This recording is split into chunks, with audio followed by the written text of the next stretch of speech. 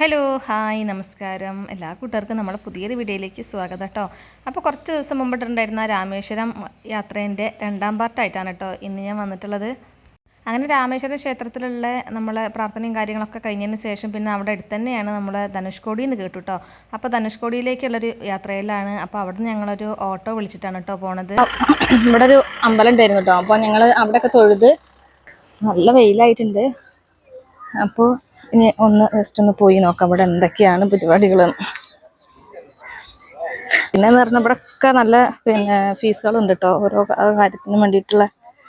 കേട്ടോ കാലൊക്കെ നല്ല പൊള്ളണ വെയിലാണ്. അതുകൊണ്ട് ഇതൊക്കെ ഇവിടെ ചാക്കൊക്കെ വിരിച്ചിട്ടുണ്ട്. അതുകൊണ്ട് തന്നെ ആയിരിക്കും അല്ലേ ചാക്ക് വിരിച്ചത്. നല്ലത് നടന്നിട്ട് നീങ്ങനെ ചവിട്ടാൻ പറ്റൂലേ?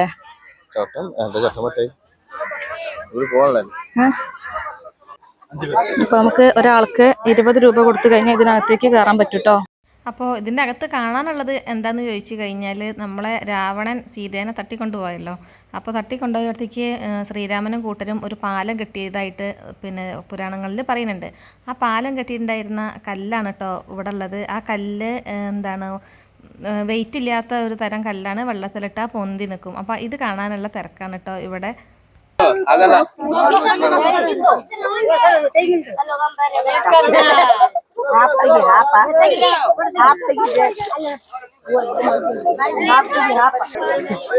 ഫിഷ് മീനുകളാണ് കേട്ടോ നല്ല കൂട്ടത്തില്.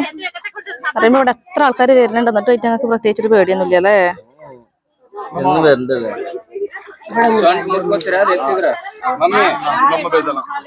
നല്ലോണം മീനുകളും കിട്ടും.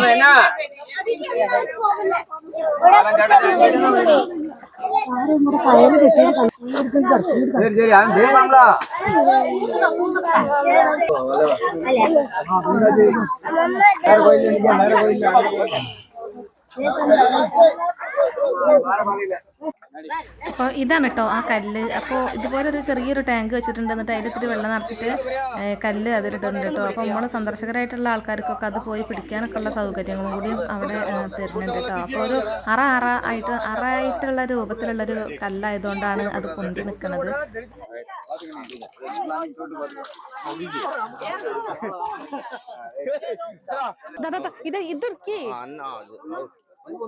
പിന്നെ സിമ്പിളാണ്. ജയ് ശ്രീറാം. ജയ് ശ്രീറാം.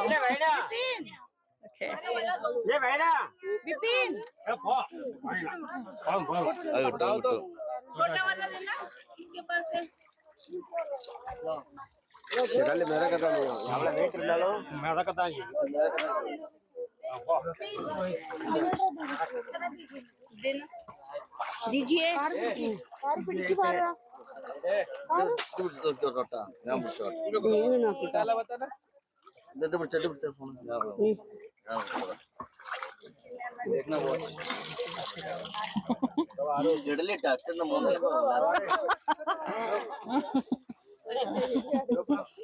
അയ്യോ അടുത്തെടുത്തൊക്കെ छोटे वाला ही ढूंढ रही हूँ मैं भी. അങ്ങനെ അഭിലാഷേട്ടനെ എടുത്തിട്ടുണ്ട്.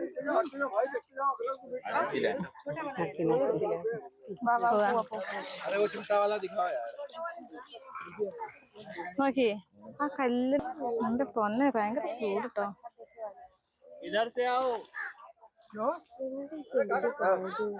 ഇവിടെ പണ്ട് പാലം കെട്ടിയ പാലത്തിന്റെ കല്ലുകളൊന്നും കാണാനില്ല കേട്ടോ. ആ വെള്ളത്തിൽ പൊങ്ങിക്കിടക്കണ ആ സംഭവം കാണുന്നുണ്ട്. അല്ലാതെ അങ്ങനെ ഞങ്ങൾ ഇവിടുന്ന് യാത്ര പുറപ്പെട്ടു കേട്ടോ. വെയിൽ ചൂടാകുമ്പോഴേക്കൊക്കെ വരാനേ ഉള്ളവരൊക്കെ കുറച്ച് നേരത്തെ പോന്ന് കഴിഞ്ഞാലേ സുഖമായിട്ട് കാഴ്ചകളൊക്കെ കാണാം.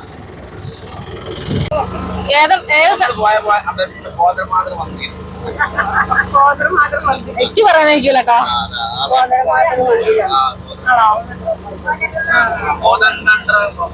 അയ്യോ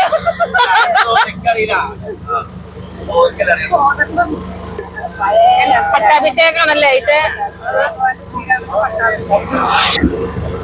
കല്ല് വീഴാതൊക്കെയാണ് നെറ്റിന്റെ ഉള്ളിലൊക്കെയാണ് ഇട്ടിട്ടുള്ളത്. മതിലൊക്കെ ഊരിടുക. അത് താറിപ്പോവും.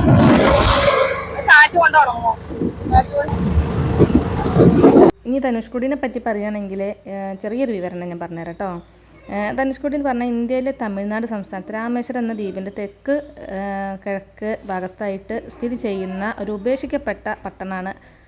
രാമേശ്വരത്തിന് തെക്ക് കിഴക്കായി ശ്രീലങ്കയിലെ തലൈമന്നാറിന് ഏകദേശം 18 മൈൽ പടിഞ്ഞാറായി ഇത് സ്ഥിതി ചെയ്യുന്നുണ്ട്.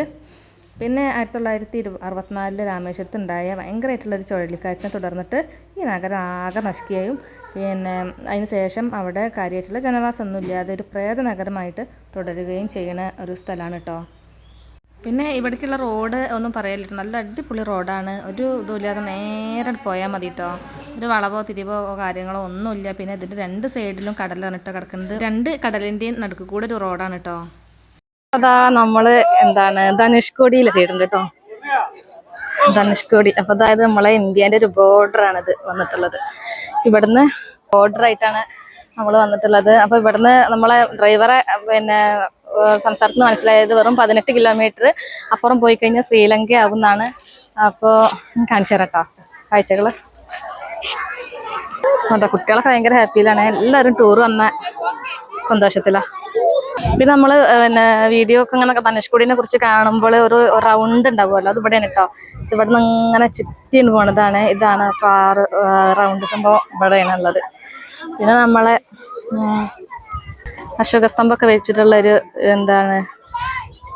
ഒരു സ്തംഭം.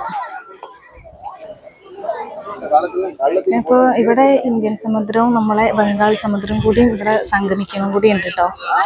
ആ ഒരു കാഴ്ചയും കൂടി നമുക്കിവിടെ കാണാം. അപ്പോൾ ഇവിടെ ഇതിൽ നോക്കിക്കഴിഞ്ഞാൽ നമുക്ക് ശ്രീലങ്കേന്റെ ഇത് കാണിക്കാന്ന് പറഞ്ഞിട്ടുള്ളത്. ശ്രീലങ്കേന്റെ എന്താണ് ഇതുപോലത്തെ സ്തംഭം ഉണ്ടാവില്ലേ ഒരടയാളം. ஃபர்ஸ்ட் வெள்ளம் கன்னியாகுமரியில 3 வெள்ளம், தனுஷ்கோடியில 2 வெள்ளம். இந்துமா சமுத்திரம் பே பெங்கால் வெள்ளத்துக்கு பின்ன கரகண்டா பூமி. இந்த பூமிக்கு 20 அடிக்கு தாழ ராம சேது பந்தனம்.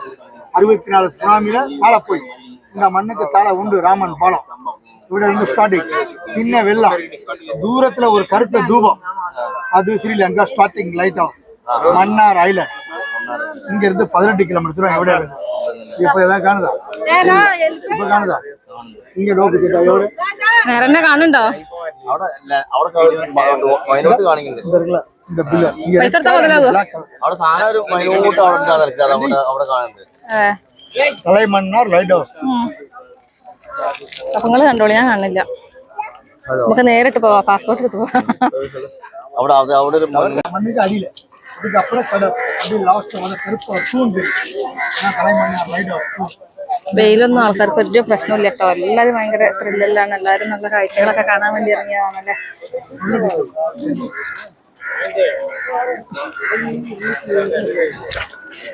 നമ്മൊരു ഫോട്ടോ എടുക്ക.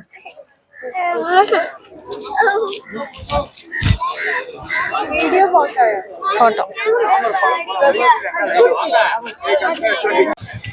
അപ്പൊ കേട്ടോ എല്ലാരും വെയിലൊക്കെ കൊണ്ട് ഭയങ്കരമായിട്ട് വയസ്സായവരല്ല, വല്യമ്മയൊക്കെ കുറച്ച് ക്ഷീണിച്ചിട്ടുണ്ട്. നമ്മളെ പോലെ അല്ലല്ലോ. പിന്നെ ശ്രീലങ്ക വല്യമ്മേന്റെ വിചാരം പറഞ്ഞു കുറച്ചുകൂടെ പോയാൽ ശ്രീലങ്ക ഉച്ച വയ്യട്ടോ പോവാന്. 18 കിലോമീറ്ററിൽ ഉള്ളു പറഞ്ഞപ്പോഴേ വല്യമ്മേന്റെ വിചാരം പറഞ്ഞൊരു നീളാണ് പോയി കഴിഞ്ഞാൽ നമുക്ക് അങ്ങോട്ട് കയറാം. അതിന് പാസ്പോർട്ടും ടിക്കറ്റും വേണമല്ലോ എന്നുള്ള ആ ഒരു അതൊന്നും വല്യമ്മയ്ക്ക് വന്നിട്ടില്ല. പിന്നെ ഇവിടുത്തെ വിൽപ്പന ഇതൊക്കെയാണ് കേട്ടോ. നമുക്ക് സ്പെഷ്യലായിട്ടാണ് കാര്യമായിട്ടൊന്നുമില്ല. ഈ ശംഖിന്റെ സംഭവങ്ങളൊക്കെ ഉള്ളൂ. നമ്മളെ നാട്ടിൽ കിട്ടുന്ന വെള്ളമല സംഭവങ്ങളൊക്കെ ഇതൊക്കെ അമ്പലത്തിൽ ഒക്കെ ഉണ്ടാവുമല്ലോ. സ്പെഷ്യലായിട്ടുള്ളത് ഈ ശംഖിന്റെയും അതുപോലെ എന്താണ് സ്ഫടികക്കല്ല് എന്നൊക്കെ പറഞ്ഞിട്ടുള്ള സാധനങ്ങളൊക്കെയാണ് കേട്ടോ. അത് നല്ല റേറ്റും ഉണ്ടാവും. വിലയൊന്നും ചോദിക്കണില്ല, ഒന്നും വാങ്ങാൻ പോണില്ല കേട്ടോ. അപ്പൊ ഞാൻ റേറ്റാ ഇവിടെ വന്ന് നമ്മൾ വില ചോദിക്കുകയാണെങ്കിൽ ഭയങ്കര. ചേച്ചി ഇതിനെന്താ വില? എത്ര റുപ്പി? 300.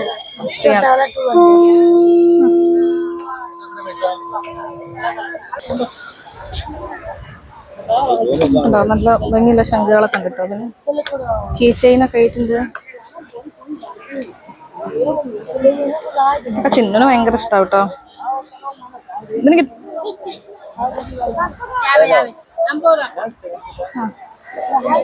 ഇതിങ്ങനെ വിളിക്കാൻ പറ്റുമോ? ഈ ബാങ്ക് ഉണ്ടോ?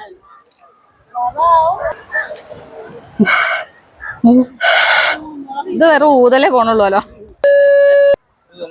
ഒന്നൂടെ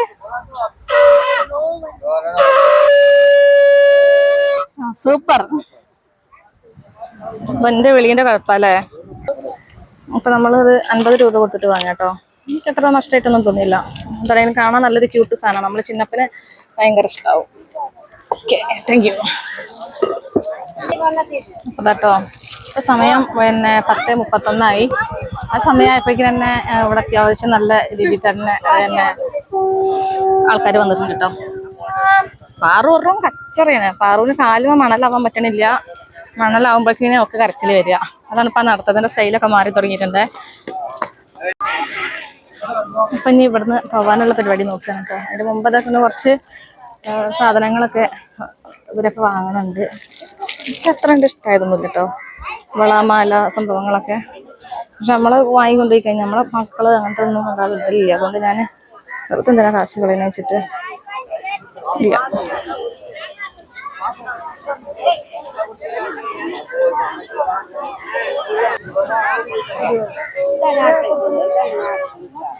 ₹100 പറയുന്നത്. ഇതൊക്കെ കളർ പോവാന്ന് എനിക്കറിയില്ല. ഇത് പെട്ടെന്ന് കളർ പോവോ? പൂലെന്നാ പറയുന്നത്. അപ്പൊ ഇത് ഇങ്ങോട്ട് എന്താ പറയാ? ഇത് അരച്ചൽമുള ലാസ്റ്റ് ഉണ്ട് രാമസേതു. ശ്രീലങ്ക 18 കിലോമീറ്റർ. അപ്പൊ ഇത് അപ്പം ധനുഷ്കോടി പിന്നെ എവിടെ? 1 കിലോമീറ്റർ അവിടെ ഇതുണ്ടല്ലോ ലൈറ്റ് ഹൗസ്. അതാണ് ധനുഷ്കോടി. ഓൾഡ് റെയിൽവേ സ്റ്റേഷൻ എല്ലാം ഞങ്ങളിതാ ധനുഷ്കോടി എന്ന് വിചാരിച്ചിട്ടുണ്ട്. ഇതിനെന്താ വില?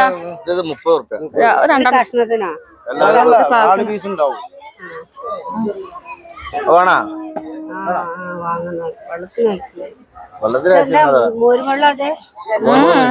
ഉപ്പ് മുളക് മുളകുപൊടി ഇടണോ ഉപ്പ് ഇടണോ? മധുരണ്ടോ ആർക്കറിയാ?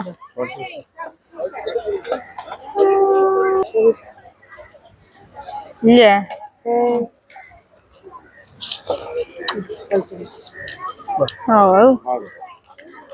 സമാധാനം. നമ്മളെ വണ്ടിയിൽ വെള്ളമില്ല.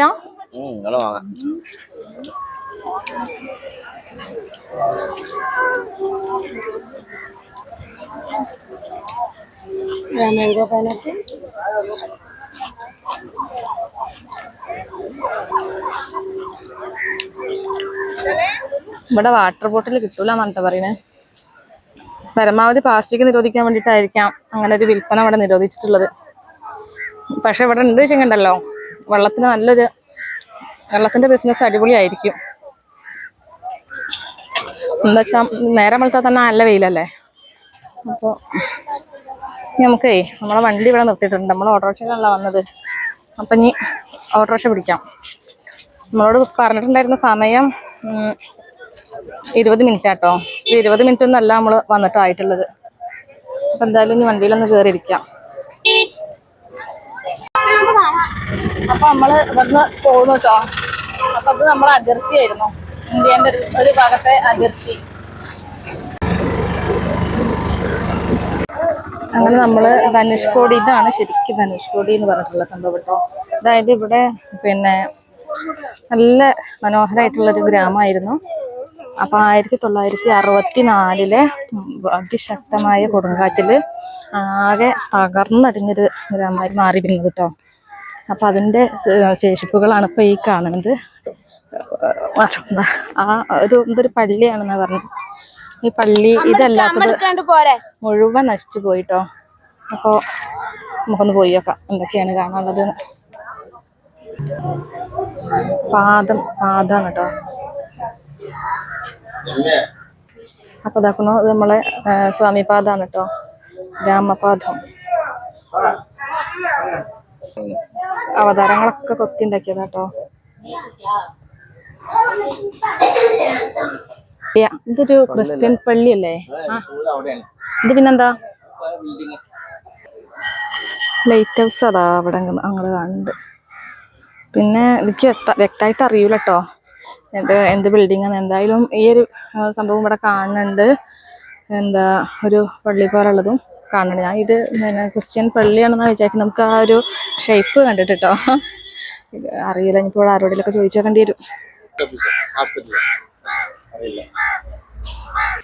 ആ ആ ഇത് എൻജിൻ സർവീസ് സെന്ററും അതിന്റെ ബാക്കിലുള്ളത് എന്താണ് വാട്ടർ ടാങ്ക് അത്ര കേട്ടോ. ഞാൻ പറഞ്ഞില്ലേ ഞാൻ സ്കൂള് പോസ്റ്റ് ഓഫീസ് എന്നൊക്കെയാണ് പറഞ്ഞത്, സോറി കേട്ടോ. അപ്പോൾ ഇത് നമ്മളെ വാട്ടർ ടാങ്ക്. അയ്യോ അപ്പോൾ അന്നത്തെ 1964 ആ സമയത്ത് കാറ്റടിച്ച് നശിച്ചു പോയിട്ടുണ്ടായിരുന്നു അതിൻ്റെ വാട്ടർ ടാങ്കിൻ്റെ അവശേഷിപ്പാണ് കേട്ടോ ഈ കാണുന്നത്. അപ്പം എന്തോരം വലുപ്പത്തിൽ നല്ല ഉറപ്പിൽ പണിതൊക്കെ തന്നെ ആയിരുന്നു. പക്ഷേ എന്ത് ചെയ്യാൻ പറ്റില്ലേ, ഓരോ നാശങ്ങൾ പ്രകൃതിക്ഷോഭങ്ങൾ വന്നു കഴിഞ്ഞാൽ നമ്മൾ അനുഭവിക്കാനുള്ളതൊക്കെ അനുഭവിക്കുക. ഇപ്പം നമുക്ക് വേറെ എന്തൊക്കെയാണ് ഇനിയിപ്പോൾ ഇവിടെ ഉള്ളതൊക്കെ ഒന്ന് പോയി നോക്കാം. ശ്രീലങ്ക പഴയ കാലത്തേക്ക് അതുവരെ എൻ്റെ വരെ ട്രെയിൻ പോയിരുന്നു. ആ കാണുന്നത് ഇന്ത്യൻ്റെ ലൈറ്റ് ഹൗസ് ആട്ടോ. അങ്ങനെ അവിടെ നിന്ന് വിട്ടിട്ട് നമ്മൾ പോയത് പിന്നെ എന്താണ് നമ്മളെ കലാമിൻ്റെ വീട്ടിലേക്കാണ് കേട്ടോ. നമ്മളെ മുൻ രാഷ്ട്രപതി അബ്ദുൽ കലാമിൻ്റെ. അപ്പോൾ ആളെ വീട് ഇപ്പോൾ ഒരു മ്യൂസിയം ആയിട്ടാണ് കേട്ടോ കൊണ്ട് നടക്കുന്നത്. നമുക്കറിയാം രാമേശ്വരത്താണ് നമ്മളെ രാഷ്ട്രപതി ജീവിച്ചിട്ടുണ്ടായിരുന്നത് എന്നൊക്കെ നമുക്കറിയുന്ന കാര്യമാണ്. അപ്പോൾ എന്തായാലും നമുക്ക് വീടിനകത്തേക്ക് ഒന്ന് പോയി നോക്കാം. വീടിനകത്തേക്ക് കയറി നോക്കുമ്പോൾ ഉണ്ടല്ലോ നമ്മളെ ക്യാമറ അവിടെ അനുവദിച്ചിട്ടുണ്ടായിരുന്നില്ല കേട്ടോ. അതുകൊണ്ട് തന്നെ വല്ലാതെ ഒന്നും എടുക്കാൻ പറ്റിയിട്ടില്ല. എന്തായാലും പറ്റുന്ന രീതിയിലൊക്കെ ഞാൻ എടുത്തിട്ടുണ്ട്. നമുക്ക് എന്നും കാണുമ്പോൾ ഇതൊരു ഓർമ്മയാവുമല്ലോ, അതുകൊണ്ടാണ് കേട്ടോ. അപ്പോൾ അദ്ദേഹം ധരിച്ചിട്ടുണ്ടായിരുന്ന വസ്ത്രങ്ങളൊക്കെയാണ് കേട്ടോ.